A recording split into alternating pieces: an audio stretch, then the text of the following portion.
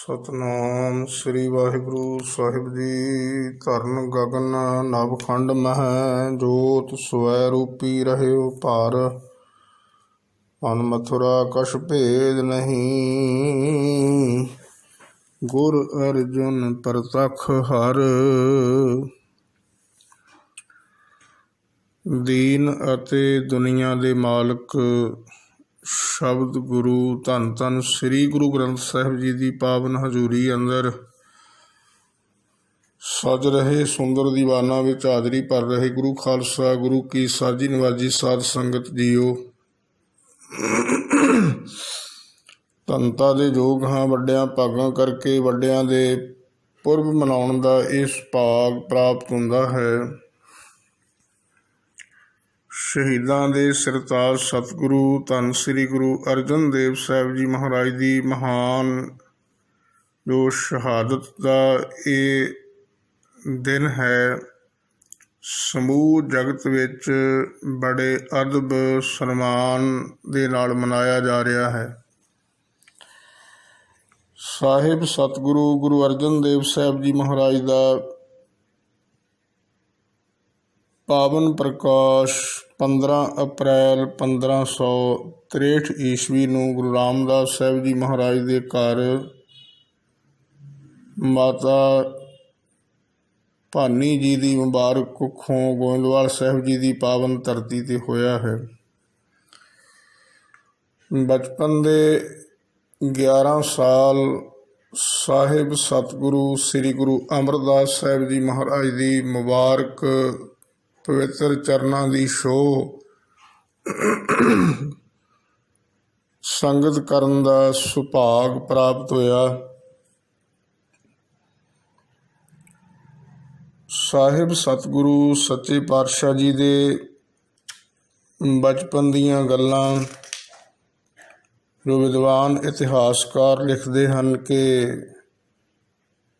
बाल अवस्था विच खेडदे खेडदे कई बार माता जी दे पास चुल्हे दे कोल चले जाना ते जांदियां सार सीधा अग विच हथ पा देना। माता जी ने वरजना। साहिब श्री गुरु अमरदास साहिब जी महाराज ने बचन करना कि अग की खेड खेडण वाला ही ये दोहता पैदा होया है। एक दिन दसदे ने कि खेडदियां खेडदियां साहिब श्री गुरु अमरदास साहिब जी महाराज के पावन पलंगे के पास आए। जिवें बहुत जोर वाला शक्तिशाली कोई आदमी होवे ते मंजे नूं हिलाउंदा होवे, इस तरह साहिब सतगुरु गुरु अर्जन देव साहिब जी महाराज ने जदों पावे नूं हथ पाया, मंजा बहुत जोर नाल हिलदा है। गुरु अमरदास साहिब जी महाराज सच्चे पातशाह जी उत्थे बचन करते हैं कि किहड़ा भारी पुरख है जिसने साड़ी सारी दी सारी मंजी हिला दी है। बीबी भानी जी भज के दौड़ के आउंदे हैं कि सतगुरु जी पिता सतगुरु जी आप जी का दोहता है। ते दसदे हैं कि बड़े अदब नाल बड़े प्रेम नाल ये बचन करते हैं कि ये कल्ला दोहता नहीं, ये बाणी का बोहता है, बाणी का जहाज है। सतगुरु सच्चे पातशाह जी ने अपने जीवन काल के 11 सालों के ही गुरमुखी संस्कृत देवनागरी इस तरह करके बहुत भाषावां की मुहारत हासिल की। घोड़सवारी नेजेबाजी शस्त्र विद्या दे विच भी बहुत निपुणता 11 साल की उम्र में ही प्राप्त कर ली सी। समा अपनी चाले चलदा धन श्री गुरु अमरदास साहिब जी महाराज शरीर त्याग करके ये जोत नूं गुरु रामदास साहिब जी महाराज विच टिकाउंदे हन। ते गुरु रामदास साहिब सच्चे पातशाह समेत परिवार सचखंड श्री हरमंदर साहिब जी के पावन स्थान ते जो सेवावां महाराज ने बख्शियां सन, उन्हां सेवावां नूं चार चंन लाउंदे होए सेवा विच हाजिर हुंदे हन। समेत संगतां दे टाली साहिब जी के पावन स्थान सचखंड श्री हरमंदर साहिब जी के पावन सरोवर की रचना की तैयारी प्रारंभ करते हैं। ਸਿੱਖ ਸੰਗਤਾਂ ਨੂੰ ਨਿਰੰਕਾਰ ਪਰਮੇਸ਼ਰ ਵਾਹਿਗੁਰੂ ਦੇ ਪਾਵਨ ਸ਼ਬਦ ਦੀ ਬਰਕਤ ਨਾਲ ਜੋੜਦੇ ਹਨ। ਸਮਾਂ ਆਪਣੀ ਚਾਲੇ ਚੱਲਦਾ। ਪ੍ਰਿਥੀ ਚੰਦ ਵੀ ਜਵਾਨ ਹੋਇਆ, ਮਹਾਦੇਵ ਜੀ ਜਵਾਨ ਹੋਏ, ਗੁਰੂ ਅਰਜਨ ਦੇਵ ਸਾਹਿਬ ਜੀ ਮਹਾਰਾਜ ਵੀ ਵੱਡੇ, ਸਰੀਰਕ ਉਮਰ ਕਰਕੇ ਵੱਡੇ ਹੁੰਦੇ ਹਨ। ਸਾਹਿਬ ਸਤਿਗੁਰੂ ਸੱਚੇ ਪਾਤਸ਼ਾਹ ਜੀ ਦੇ ਪਾਸ ਉਹਨਾਂ ਦੇ ਭਰਾਤਾ ਵਿਵਾਹ ਵਾਸਤੇ ਬੇਨਤੀ ਕਰਨ ਵਾਸਤੇ ਲਾਹੌਰ ਤੋਂ ਆਉਂਦੇ ਹਨ। ਗੁਰੂ ਰਾਮਦਾਸ ਸਾਹਿਬ ਸੱਚੇ ਪਾਤਸ਼ਾਹ ਜੀ ਪ੍ਰਿਥੀ ਚੰਦ ਦੇ ਪ੍ਰਤੀ ਵੀ ਬਚਨ ਕਰਦੇ ਕਿ ਤੁਸੀਂ ਜਾਓ, ਵਿਵਾਹ ਵਿੱਚ ਹਾਜ਼ਰ ਹੋਵੋ। ਪ੍ਰਿਥੀ ਚੰਦ ਵੀ ਜਵਾਬ ਦਿੰਦਾ ਹੈ, ਮਹਾਦੇਵ ਵੀ ਜਵਾਬ ਦਿੰਦੇ ਹਨ। ਗੁਰੂ ਅਰਜਨ ਦੇਵ ਸਾਹਿਬ ਜੀ ਮਹਾਰਾਜ ਦੇ ਪ੍ਰਤੀ ਬਚਨ ਕਰਦੇ। ਪਿਤਾ ਜੀ ਦਾ ਹੁਕਮ ਮੰਨ ਕੇ ਸਾਹਿਬ ਗੁਰੂ ਅਰਜਨ ਦੇਵ ਸਾਹਿਬ ਜੀ ਮਹਾਰਾਜ ਸੱਚੇ ਪਾਤਸ਼ਾਹ ਲਾਹੌਰ ਦੀ ਧਰਤੀ 'ਤੇ ਜਾਂਦੇ ਹਨ। ਦੱਸਦੇ ਹਨ ਕਿ ਬਚਨ ਕਰਦੇ ਹਨ ਸਤਿਗੁਰੂ ਜੀ ਕਿ ਜਦੋਂ ਅਸੀਂ ਬੁਲਾਈਏ ਉਦੋਂ ਆਉਣਾ, ਜੇ ਨਾ ਬੁਲਾਈਏ ਤਾਂ ਨਹੀਂ ਆਉਣਾ। ਸਾਹਿਬ ਸਤਿਗੁਰੂ ਸੱਚੇ ਪਾਤਸ਼ਾਹ ਜੀ ਜਿਵੇਂ ਸਮਾਂ ਬਣਦਾ ਹੈ, ਤਕਰੀਬਨ ਕਰਕੇ 2 ਕੁ ਸਾਲ ਦਾ ਸਮਾਂ ਲਾਹੌਰ ਦੀ ਧਰਤੀ 'ਤੇ ਰਹਿਣ ਦਾ ਸੁਭਾਗ, ਉੱਥੇ ਸਿੱਖ ਸੰਗਤਾਂ ਦੇ ਪ੍ਰਤੀ ਨਿਰੰਕਾਰ ਦੀ ਇਬਾਦਤ, ਨਿਰੰਕਾਰ ਦੀ ਵਡਿਆਈ, ਸਿਫਤ ਸਲਾਹ ਦੇ ਸੋਹਲੇ ਗਾਉਂਦੇ ਰਹੇ। ਪਰ ਮਨ ਵਿੱਚ ਬਿਹਬਲਤਾ ਆਈ ਕਿ ਪਿਤਾ ਸਤਿਗੁਰੂ ਜੀ ਦੇ ਨਾਲ ਮਿਲਾਪ ਕੀਤਾ ਜਾਵੇ। ਲੰਬਾ ਸਮਾਂ ਹੋ ਗਿਆ ਹੈ। ਉੱਥੇ ਸਤਿਗੁਰੂ ਜੀ ਦੀ ਪਾਵਨ ਬਾਣੀ ਅੰਦਰ ਬਚਨ ਆਉਂਦੇ ਹਨ, ਮੇਰਾ ਮਨ ਲੁਚੈ ਗੁਰਦਰਸ਼ਨ ਤਾਈ, ਬਿਲਪ ਕਰੇ ਚਾਤਰਿਕ ਕੀ ਨਿਆਈ, ਤ੍ਰਿਖਾ ਨਾ ਉਤਰੈ ਸ਼ਾਂਤ ਨਾ ਆਵੇ, ਬਿਨ ਦਰਸ਼ਨ ਸੰਤ ਪਿਆਰੇ ਜੀਓ। ਇਸ ਤਰ੍ਹਾਂ ਬਿਹਬਲਤਾ ਭਰੀ ਅਰਦਾਸ ਬੇਨਤੀ ਦੇ ਜਿਹੜੇ ਸ਼ਬਦ ਮਹਾਰਾਜ ਦੇ ਪ੍ਰਤੀ ਵਰਤਦੇ ਹਨ। ਸਾਹਿਬ ਸਤਿਗੁਰੂ ਗੁਰੂ ਰਾਮਦਾਸ ਸਾਹਿਬ ਸੱਚੇ ਪਾਤਸ਼ਾਹ ਜੀ ਗੁਰੂ ਅਰਜਨ ਦੇਵ ਸਾਹਿਬ ਜੀ ਮਹਾਰਾਜ ਨੂੰ ਬਾਬਾ ਬੁੱਢਾ ਸਾਹਿਬ ਜੀ ਦੇ ਰਾਹੀਂ ਬੁਲਾਉਂਦੇ ਨੇ। ਸਮਾਂ ਜਾਣ ਕਰਕੇ ਗੁਰੂ ਰਾਮਦਾਸ ਸਾਹਿਬ ਸੱਚੇ ਪਾਤਸ਼ਾਹ ਜੀ ਗੁਰਤਾ ਦੀ ਬਖਸ਼ਿਸ਼ ਗੁਰੂ ਅਰਜਨ ਦੇਵ ਸਾਹਿਬ ਜੀ ਮਹਾਰਾਜ ਨੂੰ ਕਰਦੇ ਹਨ। ਪ੍ਰਿਥੀ ਚੰਦ ਨਾਰਾਜ਼ ਹੁੰਦਾ ਹੈ, ਇੰਨਾ ਕੁ ਨਾਰਾਜ਼ ਹੁੰਦਾ ਹੈ ਕਿ ਪਿਤਾ ਸਤਿਗੁਰੂ ਜੀ ਦੇ ਪ੍ਰਤੀ ਬਹੁਤ ਕੌੜੇ ਬੋਲ ਬੋਲਦਾ ਹੈ। ਤੇ ਗੁਰੂ ਰਾਮਦਾਸ ਸਾਹਿਬ ਜੀ ਮਹਾਰਾਜ ਉੱਥੇ ਪਾਵਨ ਬਾਣੀ ਅੰਦਰ ਬਚਨ ਆਉਂਦੇ ਨੇ, ਕਾਹੇ ਪੂਤ ਝਗਰਤ ਹਉ ਸੰਗ ਬਾਪ, ਜਿਨ ਕੇ ਜਣੇ ਬਡੀਰੇ ਤੁਮ ਹੋ, ਤਿਨ ਸਿਉ ਝਗਰਤ ਪਾਪ। ਇਸ ਤਰ੍ਹਾਂ ਕਰਕੇ ਮਹਾਰਾਜ ਸਮਝਾਉਂਦੇ ਹਨ ਕਈ ਤਰ੍ਹਾਂ, ਪਰ ਨਾ ਸਮਝੀ ਵੀ ਮਹਾਰਾਜ ਆਪ ਹੀ ਬਖਸ਼ਦੇ ਨੇ ਕਿ ਨਹੀਂ ਸਮਝ ਲੱਗੀ। ਗੁਰਤਾ ਦੀ ਬਖਸ਼ਿਸ਼ ਦੇ ਕੇ ਗੁਰੂ ਅਰਜਨ ਦੇਵ ਸਾਹਿਬ ਜੀ ਮਹਾਰਾਜ ਨੂੰ ਨਿਵਾਜਦੇ ਨੇ।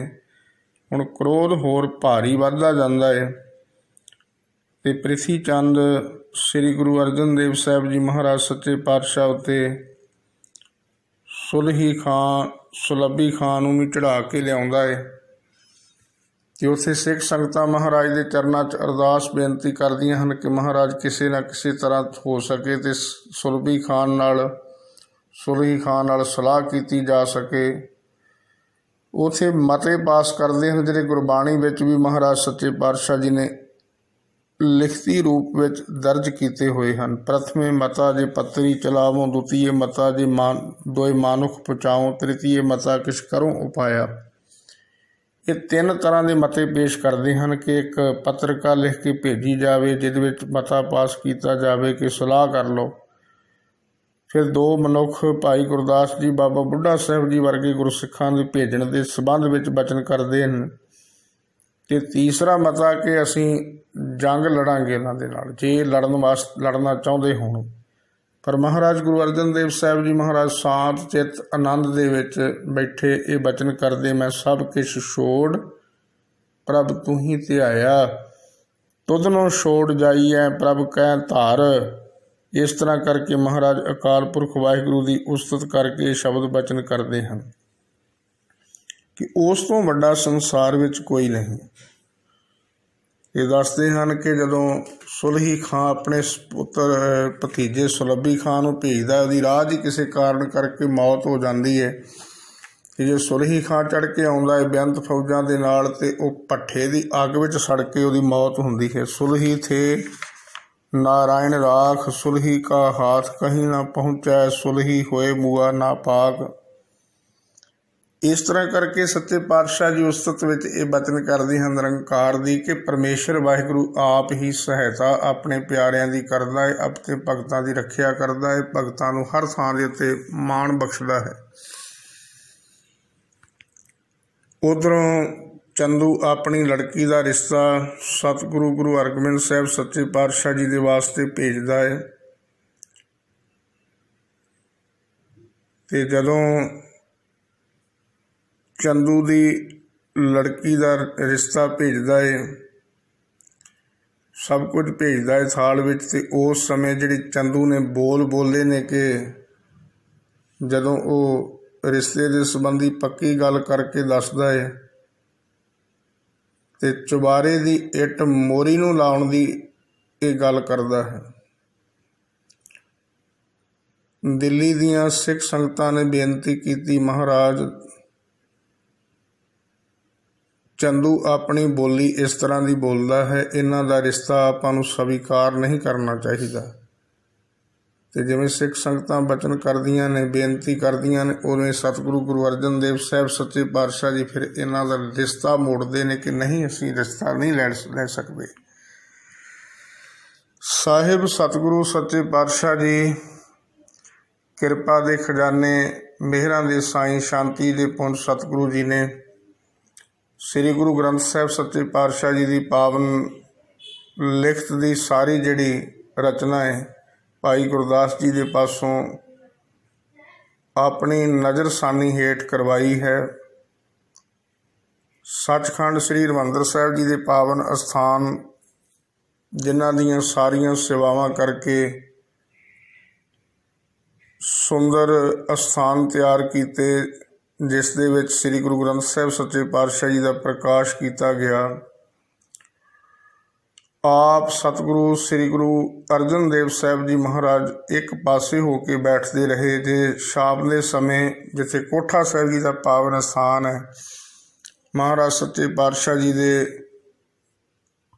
ਪਲੰਗਾ ਸਾਹਿਬ ਸਜਾ ਕੇ ਉਸ ਉੱਪਰ ਪਾਵਨ ਸਰੂਪ ਦੇ ਸ਼ੋਭਿਤ ਕਰਨ ਵਾਸਤੇ ਮਹਾਰਾਜ ਨੇ ਬਚਨ ਕੀਤਾ, ਅਤੇ ਆਪਣਾ ਵਿਛਾਉਣਾ, ਆਪਣੀ ਜਿਹੜੀ ਚਾਦਰ ਹੈ ਉਹ ਥੱਲੇ ਵਿਛਾ ਕੇ ਮਹਾਰਾਜ ਸੱਚੇ ਪਾਤਸ਼ਾਹ ਜੀ ਵਿਸ਼ਰਾਮ ਕਰਦੇ ਰਹੇ। ਗੁਰੂ ਗ੍ਰੰਥ ਸਾਹਿਬ ਸੱਚੇ ਪਾਤਸ਼ਾਹ ਜੀ ਨੂੰ ਉੱਚੀ ਥਾਂ ਦਿੰਦੇ ਰਹੇ। ਗੁਰਬਾਣੀ ਵਿੱਚ ਗੁਰੂ ਨਾਨਕ ਸਾਹਿਬ ਜੀ ਮਹਾਰਾਜ ਦੀ ਰਸਨਾ ਤੋਂ ਬਚਨ ਆਉਂਦੇ ਨੇ, ਵੱਡਾ ਸਾਹਿਬ ਉੱਚਾ ਥਾਉ, ਉੱਚੇ ਉੱਪਰ ਉੱਚਾ ਨਾਉ।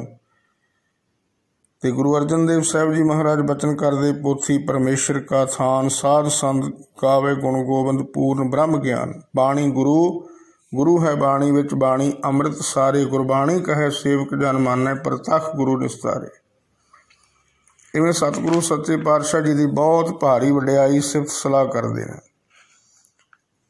ਸਮਾਂ ਆਪਣੀ ਚਾਲੇ ਚੱਲਦਾ ਹੈ, ਪਰ ਇੱਧਰ ਈਰਖਾ ਵਸ ਹੋਏ ਕੁਝ ਪੰਡਤ ਵੀ, ਮੌਲਵੀ, ਇਹ ਵੀ ਈਰਖਾ ਵਸ ਹੋਏ ਹਨ।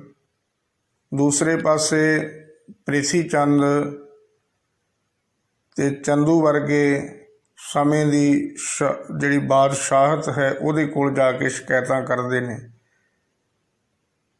ਅਤੇ ਜਹਾਂਗੀਰ ਬਾਦਸ਼ਾਹ ਤਾਂ ਪਹਿਲਾਂ ਹੀ ਕਹਿੰਦੇ ਅੱਕਿਆ ਸੜਿਆ ਪਿਆ ਸੀ, ਜਿਹੜਾ ਇਹ ਗੱਲ ਕਹਿੰਦਾ ਸੀ ਕਿ ਗੋਇੰਦਵਾਲ ਸਾਹਿਬ ਜੀ ਦੀ ਧਰਤੀ 'ਤੇ ਇੱਕ ਝੂਠ ਦੀ ਦੁਕਾਨ ਚੱਲਦੀ ਹੈ ਅਤੇ ਉਹਨੂੰ ਬੰਦ ਕਰਨਾ ਹੈ।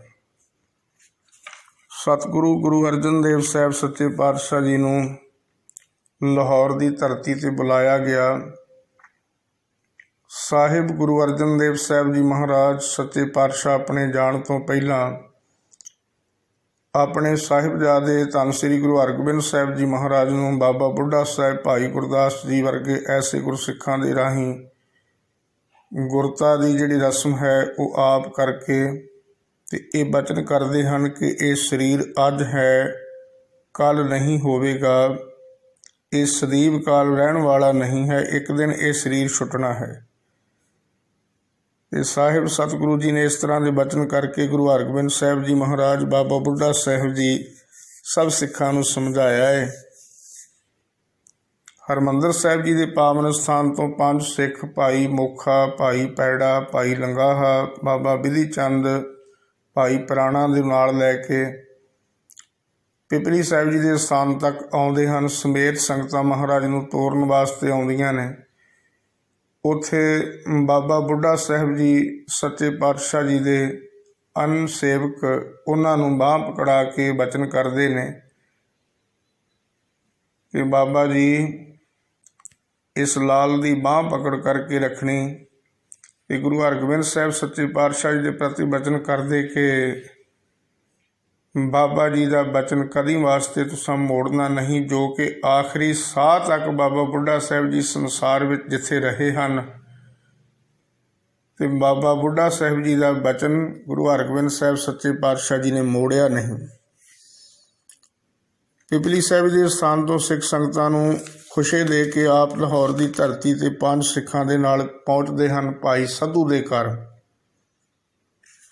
ਭਾਈ ਸੱਧੂ ਜਦੋਂ ਗੁਰੂ ਅਰਜਨ ਦੇਵ ਸਾਹਿਬ ਜੀ ਮਹਾਰਾਜ ਸੱਚੇ ਪਾਤਸ਼ਾਹ ਦਰਵਾਜ਼ਾ ਖੜਕਾਉਂਦੇ ਨੇ, ਆਪਣੇ ਧਨ ਭਾਗ ਸਮਝ ਕੇ ਗੁਰੂ ਸਾਹਿਬ ਜੀ ਦੇ ਪਾਵਨ ਮੁਬਾਰਕ ਚਰਨਾਂ ਦੀ ਛੋਹ ਨੂੰ ਪ੍ਰਾਪਤ ਕਰਦਾ ਹੈ। ਆਪਣੇ ਘਰ ਵਿੱਚ ਪ੍ਰਸ਼ਾਦੇ ਪਾਣੀ ਦੀ ਆਏ ਗੁਰਸਿੱਖ ਔਰ ਗੁਰੂ ਅਰਜਨ ਦੇਵ ਸਾਹਿਬ ਜੀ ਮਹਾਰਾਜ ਦੀ ਬਹੁਤ ਅਦਬ ਨਾਲ ਦੋਨੇ ਜੀ ਸੇਵਾ ਕਰਦੇ ਨੇ। ਸਾਰੀ ਰਾਤ ਜਾਗ ਕੇ ਗੁਰੂ ਸਾਹਿਬ ਜੀ ਦੇ ਚਰਨਾਂ ਦੀ ਸੇਵਾ ਵਿੱਚ ਹਾਜ਼ਰ ਰਹੇ। ਪ੍ਰਸ਼ਾਦਾ ਪਾਣੀ, ਜਲ ਪਾਣੀ ਤਿਆਰ ਕਰਕੇ ਇੰਨਾ ਚਾਅ ਬਣਿਆ ਪਿਆ ਹੈ ਕਿ ਜਿਵੇਂ ਕੋਈ ਵਿਆਹ ਵਾਲਾ ਮਾਹੌਲ ਬਣਿਆ ਹੋਵੇ। ਇਸ ਤਰ੍ਹਾਂ ਦਾ ਭਾਈ ਸੱਧੂ ਦੇ ਘਰ ਵਿੱਚ ਮਾਹੌਲ ਬਣਿਆ ਪਿਆ ਹੈ। ਸੱਚੇ ਪਾਤਸ਼ਾਹ ਜੀ ਤੀਸਰੇ ਦਿਨ ਬਾਅਦ ਜਹਾਂਗੀਰ ਬਾਦਸ਼ਾਹ ਦੇ ਪਾਸ ਸੁਨੇਹਾ ਭੇਜਦੇ ਨੇ ਕਿ ਭਾਈ ਅਸੀਂ ਲਾਹੌਰ ਦੀ ਧਰਤੀ ਤੇ ਪਹੁੰਚ ਚੁੱਕੇ ਹਾਂ। ਹਜ਼ੂਰ ਸਤਿਗੁਰੂ ਸੱਚੇ ਪਾਤਸ਼ਾਹ ਜੀ ਲਾਹੌਰ ਦੀ ਧਰਤੀ ਤੇ ਜਾ ਕੇ ਜਦੋਂ ਸੁਨੇਹਾ ਭੇਜਦੇ ਨੇ, ਸੱਚੇ ਪਾਤਸ਼ਾਹ ਜੀ ਨੂੰ ਸੱਦਦੇ ਹਨ। ਫਿਰ ਸਮੇਂ ਦੀ ਬਾਦਸ਼ਾਹਤ ਸਨਮਾਨ ਵੀ ਕਰਦੇ ਨੇ। ਜਿਹੜੀਆਂ ਗੱਲਾਂ ਪੁੱਛਦੇ ਨੇ ਉਹਨਾਂ ਦਾ ਜਵਾਬ ਵੀ ਸਤਿਗੁਰੂ ਸੱਚੇ ਪਾਤਸ਼ਾਹ ਜੀ ਸਿੱਧੇ ਲਫ਼ਜ਼ਾਂ ਵਿੱਚ ਦਿੰਦੇ ਹਨ। ਪਰ ਸਮੇਂ ਦੇ ਹਕੂਮਤ ਨੂੰ ਬੜਾ ਕੁਝ ਪੜ੍ਹਾਇਆ ਗਿਆ ਸੀ, ਬੜਾ ਕੁਝ ਇੱਧਰ ਉੱਧਰ ਦੀਆਂ ਗੱਲਾਂ ਕਰਕੇ ਉਲਝਾਇਆ ਗਿਆ ਸੀ, ਜਿਸ ਕਰਕੇ ਸਮੇਂ ਦੀ ਬਾਦਸ਼ਾਹਤ ਜਹਾਂਗੀਰ ਬਾਦਸ਼ਾਹ ਨੇ ਜਾਸਾ ਦੇ ਕਾਨੂੰਨ ਹੇਠ ਸੱਚੇ ਪਾਤਸ਼ਾਹ ਜੀ ਨੂੰ ਮੌਤ ਦੇਣ ਦਾ ਇਹ ਜਿਹੜਾ ਬਚਨ ਕੀਤਾ, ਬੋਲ ਕੀਤਾ ਸੀ ਕਿ ਜਾਸਾ ਦੇ ਕਾਨੂੰਨ ਹੇਠ ਇਹਨਾਂ ਨੂੰ ਸ਼ਹੀਦ ਕੀਤਾ ਜਾਵੇ। ਜਾਸਾ ਦੀਆਂ ਸਜ਼ਾਵਾਂ ਦਿੱਤੀਆਂ ਜਾਣ। ਜਾਸਾ ਦੀਆਂ ਸਜ਼ਾਵਾਂ ਉਹ ਹੁੰਦੀਆਂ ਨੇ ਕਿ ਸਰੀਰ ਵਿੱਚੋਂ ਖੂਨ ਨਾ ਡਿੱਗੇ ਤੇ ਬੰਦੇ ਦੀ ਮੌਤ ਹੋ ਜਾਵੇ। ਇਸ ਤਰ੍ਹਾਂ ਇਹ ਜਾਸਾ ਦੀਆਂ ਜਿਹੜੀਆਂ ਸਜ਼ਾਵਾਂ ਹੁੰਦੀਆਂ ਸਨ। ਸੱਚੇ ਪਾਤਸ਼ਾਹ ਜੀ ਦੇ ਨਾਲ 3 ਬੋਲ ਕੀਤੇ, ਜਾਂ ਤੇ ਈਦ ਮੰਨ ਕੇ ਮੁਸਲਮਾਨ ਹੋ ਜਾਓ, ਜਾਂ ਸਾਡੇ ਹਜ਼ਰਤ ਮੁਹੰਮਦ ਸਾਹਿਬ ਜੀ ਦੇ ਜਿਹੜੇ ਬੋਲ ਹਨ ਉਹਨਾਂ ਨੂੰ ਗੁਰਬਾਣੀ ਦੇ ਪਾਵਨ ਸਰੂਪ ਵਿੱਚ ਲਿਖਾਓ, ਤੇ ਜਾਂ ਚੰਦੂ ਦੀ ਲੜਕੀ ਦਾ ਜਿਹੜਾ ਰਿਸ਼ਤਾ ਹੈ ਉਹ ਮਨਜ਼ੂਰ ਕਰੋ। ਤੇ ਮਹਾਰਾਜ ਨੇ 3 ਗੱਲਾਂ ਮਨਜ਼ੂਰ ਨਹੀਂ ਕੀਤੀਆਂ ਸਨ। ਸ਼ਹੀਦ ਹੋਣਾ ਮਨਜ਼ੂਰ ਕੀਤਾ ਸੀ। ਚੰਦੂ ਨੂੰ ਸੱਚੇ ਪਾਤਸ਼ਾਹ ਸ੍ਰੀ ਗੁਰੂ ਅਰਜਨ ਦੇਵ ਸਾਹਿਬ ਜੀ ਮਹਾਰਾਜ ਨੂੰ ਸੌਂਪ ਦਿੱਤਾ। ਆਪਣੇ ਘਰ ਵਿੱਚ ਲਿਜਾ ਕੇ ਸੱਚੇ ਪਾਤਸ਼ਾਹ ਜੀ ਨੂੰ 3 ਤਰ੍ਹਾਂ ਦੀਆਂ ਸਜ਼ਾਵਾਂ ਜਿਹੜੀਆਂ ਮੁਕਰਰ ਕੀਤੀਆਂ ਨੇ ਆਪਣੀਆਂ ਅੱਖਾਂ ਦੇ ਸਾਹਮਣੇ ਚੰਦੂ ਨੇ ਗੁਰੂ ਅਰਜਨ ਦੇਵ ਸਾਹਿਬ ਜੀ ਮਹਾਰਾਜ ਨੂੰ ਦਵਾਈਆਂ ਨੇ। ਪਹਿਲੀ ਸਜ਼ਾ ਕਿ ਲੋਹ ਨੂੰ ਬਹੁਤ ਜ਼ਿਆਦਾ ਅੱਗ ਦੇ ਨਾਲ ਗਰਮ ਕਰਕੇ ਉਸ ਉੱਪਰ ਬਿਠਾਲਿਆ ਗਿਆ। ਸਾਹਿਬ ਸਤਿਗੁਰੂ ਗੁਰੂ ਅਰਜਨ ਦੇਵ ਸਾਹਿਬ ਜੀ ਮਹਾਰਾਜ ਤੇਰਾ ਕੀਆ ਮੀਠਾ ਲਾਗੇ, ਹਰ ਨਾਮ ਪਦਾਰਥ ਮਾਨਕ ਮੰਗੇ ਵਾਲੀ ਬਖਸ਼ਿਸ਼ ਬਚਨ ਨੂੰ ਨਿਰੰਕਾਰ ਦੀ ਬਰਕਤ ਦਾ ਸਦਕਾ ਪ੍ਰਵਾਨ ਕਰਦੇ ਹੋਏ ਉਸ ਤੱਤੀ ਲੋਹ ਉੱਤੇ ਵੀ ਬੈਠਦੇ ਨੇ।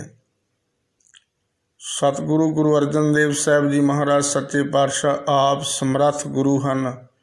ਉਹਨਾਂ ਨੂੰ ਲੋਹ ਦਾ ਸੇਕ ਕੁਝ ਆਖ ਨਹੀਂ ਸਕਦਾ, ਪਰ ਅੱਗ ਨੂੰ ਮਹਾਰਾਜ ਨੇ ਇਹ ਬਚਨ ਕੀਤਾ ਸੀ ਕਿ ਜਿਵੇਂ ਤੈਨੂੰ ਇਹ ਚੰਦੂ ਆਖਦਾ ਹੈ ਉਵੇਂ ਕਰ। ਸਾਡੇ ਬਚਨ ਜਿਵੇਂ ਗੁਰਬਾਣੀ ਦੇ ਆਪਾਂ ਬਚਨ ਪੜ੍ਹਦੇ ਹਾਂ ਕਿ ਜਿਹਦੇ ਹੁਕਮ ਦੇ ਵਿੱਚ ਤਪਦਾ ਹੋਇਆ ਤੇਲ ਦਾ ਕੜਾਹਾ ਠੰਡਾ ਹੋ ਸਕਦਾ ਹੈ, ਅਤੇ ਇਹ ਅੱਗ ਦਾ ਸੇਕ ਠੰਡਾ ਕਿਉਂ ਨਹੀਂ ਹੋ ਸਕਦਾ। ਸਮਰੱਥ ਗੁਰੂ ਸੱਚੇ ਪਾਤਸ਼ਾਹ ਜੀ ਸੰਸਾਰ ਦੇ ਵਿੱਚ ਨਿਰੰਕਾਰ ਦੀ ਬਖਸ਼ਿਸ਼ ਨੂੰ ਪ੍ਰਾਪਤ ਕਰਨ ਵਾਲੇ ਗੁਰਸਿੱਖਾਂ ਨੂੰ ਸ਼ਹਾਦਤ ਦਾ ਇਹ ਜਾਮ ਪੀਣ ਦੀ ਜਾਚ ਸਿਖਾਉਂਦੇ ਸਨ ਕਿ ਕਿਵੇਂ ਸ਼ਹਾਦਤ ਨੂੰ ਪ੍ਰਾਪਤ ਕੀਤਾ ਜਾ ਸਕਦਾ ਹੈ, ਕਿਵੇਂ ਤਸੀਹੇ ਝੱਲੇ ਜਾ ਸਕਦੇ ਹਨ, ਕਿਵੇਂ ਇਹਦੇ ਵਿੱਚ ਨਿਰੰਕਾਰ ਦੀ ਬਰਕਤ ਨੂੰ ਮਾਣਿਆ ਜਾ ਸਕਦਾ ਹੈ। ਇਹ ਪਹਿਲਾ ਗੁਰ ਮਹਾਰਾਜ ਸੱਚੇ ਪਾਤਸ਼ਾਹ ਜੀ ਨੇ ਗੁਰਸਿੱਖਾਂ ਨੂੰ ਸਿਖਾਇਆ ਹੈ। ਦੱਸਦੇ ਹਨ ਕਿ ਲੋਹ ਦੇ ਉੱਤੇ ਬਿਠਾਲਿਆ ਗਿਆ, ਥੱਲਿਓਂ ਅੱਗ ਬਾਲੀ ਗਈ, ਸੇਕ ਦੇ ਨਾਲ ਸਰੀਰ ਉੱਤੇ ਛਾਲੇ ਵੀ ਪਏ ਹਨ। ਦੂਸਰੀ ਸਜ਼ਾ, ਉਬਲਦੇ ਪਾਣੀ ਦੀ ਦੇਗ ਵਿੱਚ ਗੁਰੂ ਅਰਜਨ ਦੇਵ ਸਾਹਿਬ ਜੀ ਮਹਾਰਾਜ ਨੂੰ ਬਿਠਾਲਿਆ ਗਿਆ। ਤੀਸਰਾ, ਗਰਮ ਰੇਤਾ ਸਤਿਗੁਰੂ ਗੁਰੂ ਅਰਜਨ ਦੇਵ ਸਾਹਿਬ ਜੀ ਮਹਾਰਾਜ ਦੇ ਸਰੀਰ ਵਿੱਚ ਸਿਰ ਉੱਤੇ ਪਵਾਈ ਗਈ। ਇਸ ਤਰ੍ਹਾਂ ਕਰਕੇ ਇਹ ਭਾਰੀ 3 ਤਰ੍ਹਾਂ ਦੀਆਂ ਸਜ਼ਾਵਾਂ ਦਿੱਤੀਆਂ। ਅਤੇ ਫਿਰ ਰਾਵੀ ਦੇ ਵਗਦੇ ਠੰਡੇ ਪਾਣੀ ਦੇ ਵਿੱਚ ਸਾਹਿਬ ਸਤਿਗੁਰੂ ਗੁਰੂ ਅਰਜਨ ਦੇਵ ਸਾਹਿਬ ਸੱਚੇ ਪਾਤਸ਼ਾਹ ਜੀ ਨੂੰ ਉੱਥੇ ਕਹਿੰਦੇ ਲਿਜਾਇਆ ਗਿਆ, ਉੱਥੇ ਸੁੱਟਿਆ ਗਿਆ। ਜਿਵੇਂ ਭਾਈ ਗੁਰਦਾਸ ਜੀ ਵੀ ਇਹ ਬਚਨ ਕਰਦੇ ਹਨ, ਰਹਿੰਦੇ ਗੁਰ ਦਰਿਆਓ ਵਿੱਚ ਮੀਨ ਕੁਲੀਨ ਹੇਤ ਨਿਰਬਾਣੀ। ਕਿ ਸਾਹਿਬ ਸਤਿਗੁਰੂ ਸੱਚੇ ਪਾਤਸ਼ਾਹ ਜੀ ਨੇ ਉੱਥੇ ਜਾ ਕੇ ਆਪਣਾ ਸਰੀਰ ਸ਼ਾਂਤ, ਸੂਰਜ ਕਿਰਨ ਮਿਲੇ ਜਲ ਕਾ ਜਲ ਹੂਆ ਰਾਮ, ਜੋਤੀ ਜੋਤ ਰਲੀ ਸੰਪੂਰਨ ਥੀਆ ਰਾਮ। ਉਸ ਥਾਂ ਉੱਪਰ ਆਪਣੇ ਸਰੀਰ ਨੂੰ ਪਰਮੇਸ਼ਰ ਵਾਹਿਗੁਰੂ ਦੇ ਪਾਵਨ ਸ਼ਬਦ ਵਿੱਚ ਅਪੇਧ ਕਰ ਲਿਆ। ਇਸ ਤਰ੍ਹਾਂ ਸਤਿਗੁਰੂ ਗੁਰੂ ਅਰਜਨ ਦੇਵ ਸਾਹਿਬ ਸੱਚੇ ਪਾਤਸ਼ਾਹ ਜੀ ਨੇ ਉੱਥੇ ਸ਼ਹਾਦਤ ਦਾ ਜਾਮ ਪੀਤਾ ਹੈ। ਉਹਨਾਂ ਦੀਆਂ ਸ਼ਹੀਦੀ ਪੁਰਬ ਜੋ ਸਾਰੇ ਸੰਸਾਰ ਵਿੱਚ ਬੜੇ ਅਦਬ ਨਾਲ ਮਨਾਇਆ ਜਾਂਦਾ ਹੈ, ਜਿੱਥੇ ਆਪਾਂ ਸ਼ਹੀਦੀ ਪੁਰਬ ਛਬੀਲਾਂ ਲਾ ਕੇ ਮਨਾਉਂਦੇ ਹਾਂ, ਉੱਥੇ ਸਤਿਗੁਰੂ ਜੀ ਦੀ ਪਾਵਨ ਬਾਣੀ ਸ੍ਰੀ ਜਪਜੀ ਸਾਹਿਬ, ਸੁਖਮਨੀ ਸਾਹਿਬ ਜੀ ਦੇ ਸਹਿਜ ਪਾਠਾਂ ਨੂੰ ਕਰਕੇ ਭੋਗ ਪਾਏ ਜਾਣ, ਬੱਚਿਆਂ ਨੂੰ ਗੁਰਬਾਣੀ ਨਾਲ ਜੋੜਿਆ ਜਾ ਸਕੇ। ਇਸ ਤਰ੍ਹਾਂ ਕਰਕੇ ਸਤਿਗੁਰੂ ਗੁਰੂ ਅਰਜਨ ਦੇਵ ਸਾਹਿਬ ਸੱਚੇ ਪਾਤਸ਼ਾਹ ਜੀ ਦੀ ਸਿਫਤ ਸਲਾਹ, ਸਤਿਗੁਰੂ ਸੱਚੇ ਪਾਤਸ਼ਾਹ ਜੀ ਦੀ ਪਾਵਨ ਬਾਣੀ ਦੀ ਬਰਕਤ ਨੂੰ ਮਾਣ ਕੇ ਜਦੋਂ ਆਪਾਂ ਇਹ ਦਿਨ ਮਨਾਵਾਂਗੇ ਅਤੇ ਗੁਰੂ ਅਰਜਨ ਦੇਵ ਸਾਹਿਬ ਸੱਚੇ ਪਾਤਸ਼ਾਹ ਜੀ ਦੀ ਬਹੁਤ ਭਾਰੀ ਖੁਸ਼ੀ ਸਾਡੇ ਉੱਤੇ ਹੋਵੇਗੀ। ਸਾਹਿਬ ਸਤਿਗੁਰੂ ਸੱਚੇ ਪਾਤਸ਼ਾਹ ਜੀ ਆਪਣੇ ਸਾਰਿਆਂ ਉੱਤੇ ਤਰਸ ਕਰਨ, ਆਪਣੇ ਦਰ ਦੀਆਂ ਅਸੀਸਾਂ ਬਖਸ਼ਿਸ਼ ਕਰਨ। ਉਹਨਾਂ ਦੇ ਪਾਵਨ ਕਹੇ ਹੋਏ ਸ਼ਬਦ ਸਾਡੇ ਹਿਰਦਿਆਂ ਵਿੱਚ ਆਣ ਕਰਕੇ ਵਸ ਜਾਣ। ਸਤਿਗੁਰੂ ਸੱਚੇ ਪਾਤਸ਼ਾਹ ਜੀ ਦੀ ਵਡਿਆਈ ਵਿੱਚ ਜਿਵੇਂ ਭੱਟਾਂ ਨੇ ਵੀ ਬਚਨ ਕੀਤੇ ਨੇ, ਤਖਤ ਬੈਠਾ ਅਰਜਨ ਗੁਰੂ ਸਤਿਗੁਰੂ ਕਾ ਖਿਵੈ ਚੰਦੋਆ, ਉਗ ਵਣੋ ਤਿਆਥ ਵਣੋ ਚਹੁ ਚੱਕੀ ਕੀਨ ਲੋਆ। ਅਤੇ ਸਾਹਿਬ ਸਤਿਗੁਰੂ ਗੁਰੂ ਅਰਜਨ ਦੇਵ ਸਾਹਿਬ ਜੀ ਮਹਾਰਾਜ ਦੀ ਸੁੰਦਰ ਜਿਹੜੀ ਰੂਪ ਬਿਰਾਜ ਰਿਹਾ ਗੁਰੂ ਨਾਨਕ ਸਾਹਿਬ ਜੀ ਸੁੰਦਰ ਜੋਤ, ਸੂਰਜ ਚੜ੍ਹਨ ਤੋਂ ਆਥਣ ਤੱਕ, ਭਾਵ ਕਿ ਸੰਸਾਰ ਦੇ 4 ਚੱਕਾਂ ਦੇ ਵਿੱਚ ਗੁਰੂ ਨਾਨਕ ਸਾਹਿਬ ਜੀ ਮਹਾਰਾਜ ਦੇ ਗਿਆਨ ਦਾ ਪ੍ਰਕਾਸ਼ ਗੁਰੂ ਅਰਜਨ ਦੇਵ ਸਾਹਿਬ ਜੀ ਮਹਾਰਾਜ ਨੇ ਕੀਤਾ ਹੋਇਆ ਹੈ। ਜਿਵੇਂ ਗੁਰੂ ਸਾਹਿਬ ਜੀ ਦੀ ਵਡਿਆਈ ਵਿੱਚ ਹੋਰ ਬਚਨ ਕਰਦੇ ਨੇ, ਭਟ ਕੇ ਕਲ ਯੁਗ ਜਹਾਜ਼ ਅਰਜੁਨ ਗੁਰੂ, ਸਗਲ ਸ੍ਰਿਸ਼ਟ ਲੱਗ ਬੇਤਰਹੋ। ਕਿ ਕਲਯੁਗ ਦੇ ਸਮੇਂ ਵਿੱਚ ਇਹ ਜਹਾਜ਼ ਰੂਪ ਹੋ ਕਰਕੇ ਸੰਸਾਰ ਦੇ ਲੋਕਾਂ ਨੂੰ ਤਾਰਨ ਵਾਸਤੇ ਸੰਸਾਰ ਵਿੱਚ ਆਏ ਨੇ। ਜਿਨ੍ਹਾਂ ਦੀ ਵਡਿਆਈ ਭੱਟ ਕਰਦੇ ਨੇ, ਤਾਂ ਜਨਮਤ ਗੁਰਮਤ ਬ੍ਰਹਮ ਪਛਾਣਿਓ। ਕਿ ਜਨਮ ਤੋਂ ਹੀ ਬ੍ਰਹਮ ਦੀ ਬਰਕਤ ਨੂੰ ਲੈ ਕੇ ਸੰਸਾਰ ਵਿੱਚ ਆਏ ਨੇ। ਅਤੇ ਐਸਾ ਇਹ ਸੰਦੇਸ਼ ਦੇ ਕੇ ਸੱਚੇ ਪਾਤਸ਼ਾਹ ਸੰਸਾਰ ਨੂੰ ਜਾਂਦੇ ਨੇ ਕਿ ਸਾਰਾ ਸੰਸਾਰ ਅੱਜ ਵੀ ਗੁਰੂ ਅਰਜਨ ਦੇਵ ਸਾਹਿਬ ਸੱਚੇ ਪਾਤਸ਼ਾਹ ਜੀ ਦੇ ਉਸ ਬੋਲ ਦੇ ਉੱਪਰ ਫੁੱਲ ਚੜ੍ਹਾਉਂਦਾ ਹੋਇਆ ਇਹ ਵਡਿਆਈ ਕਰਦਾ ਹੈ, ਜਪਿਓ ਜਿਨ ਅਰਜੁਨ ਦੇਵ ਗੁਰੂ, ਫਿਰ ਸੰਕਟ ਜੋਨ ਗਰਭ ਨਾ ਆਇਓ। ਕਿ ਜਿਹੜੇ ਗੁਰੂ ਅਰਜਨ ਦੇਵ ਸਾਹਿਬ ਜੀ ਮਹਾਰਾਜ ਨੂੰ ਜਪਦੇ ਨੇ, ਵਡਿਆਈ ਕਰਦੇ ਨੇ, ਉਹਨਾਂ ਨੂੰ ਕਿਸੇ ਤਰ੍ਹਾਂ ਦਾ ਕੋਈ ਸੰਕਟ ਆਣ ਕੇ, ਕੋਈ ਦੁੱਖ ਆਣ ਕੇ ਵਿਆਪ ਨਹੀਂ ਸਕਦਾ। ਉਹਨਾਂ ਦੀ ਸਹਾਇਤਾ ਪਰਮੇਸ਼ਰ ਸਤਿਗੁਰੂ ਸੱਚੇ ਪਾਤਸ਼ਾਹ ਜੀ ਆਪ ਕਰਦੇ ਨੇ। ਹੋਈਆਂ ਭੁੱਲਾਂ ਦੀ ਮੁਆਫੀ। ਵਾਹਿਗੁਰੂ ਜੀ ਕਾ ਖਾਲਸਾ, ਵਾਹਿਗੁਰੂ ਜੀ ਕੀ ਫਤਿਹ। ਸਤਿਨਾਮ ਸ੍ਰੀ